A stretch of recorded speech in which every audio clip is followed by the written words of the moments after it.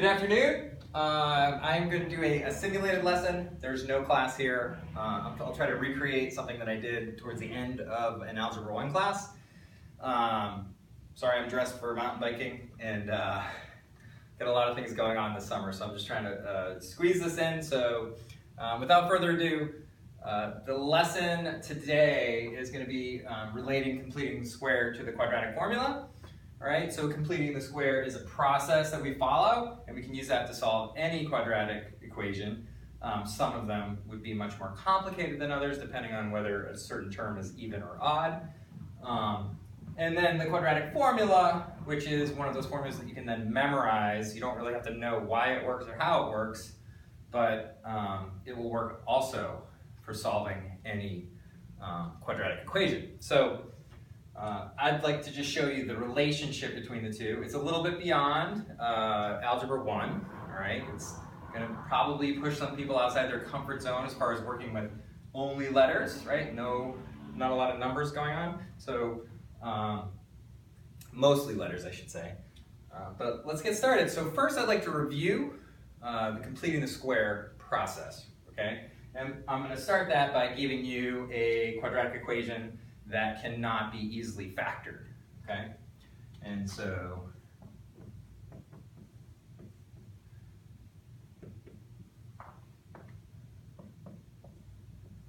so I said a quadratic equation, all right? So it has an equal sign, okay?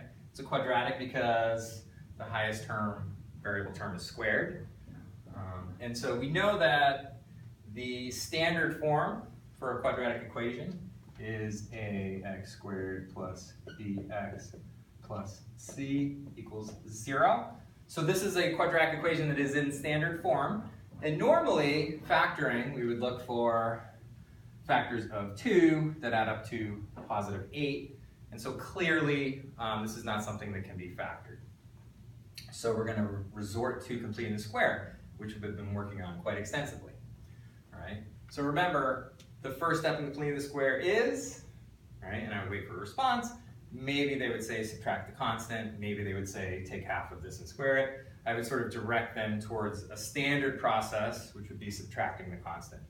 So yeah, that's correct. We're going to subtract the constant, right? We'll bring our constant term to the other side. And remember, we're going to rewrite at every step. We want to rewrite the equation in its entirety. All right, but when we rewrite it, we're going to leave a little space there. All right, because we're going to be filling that space in now in the second step. All right, so now how do I actually go about completing the square? How do I turn this side of the equation into a perfect square, right? And so I'd wait for a response, and it would be yes. I take my b term, which is 8, and divide it by 2, right? b over 2 squared.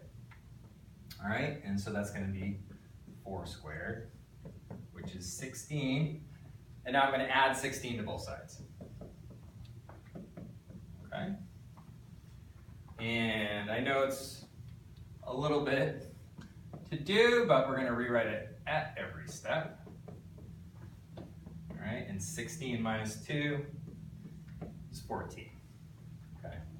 So now we have completed the square, okay? And so this is called what? That quadratic is called what? Hopefully I get the response. That's a perfect square. So yes, it's a perfect square, which means it factors down to, all right, the square root of this term, all right, the square root of that term, right, and then the sine of the b term, all right, and then we take that and make that quantity squared, right? And that's going to equal 14. And so now we have it in our factored perfect square format. And this was the key, right? The square is no longer attached directly to that x variable. The square is outside the parentheses. So now I can access that x variable. I can solve for that x variable. And that's what we're always trying to do, is to solve for the variable, right? That's one of the basic principles in algebra. So now I can take the square root of both sides, right, which would be our next step. I might be asking for this rather than actually dictating it. And when I take the square root of this side, remember, I have to consider both the positive and the negative square root.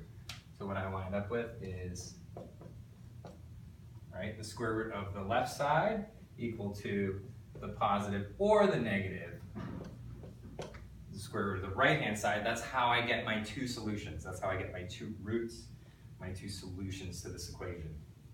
And so now it just becomes a simple subtraction problem. I'll bring the 4 over to the other side, and I wind up with 1 minus 4 minus 4. I wind up with x equals -4 plus or minus the square root of 14. Okay, so there are my two solutions, my two roots to that problem. I'm going to stop the video for a second.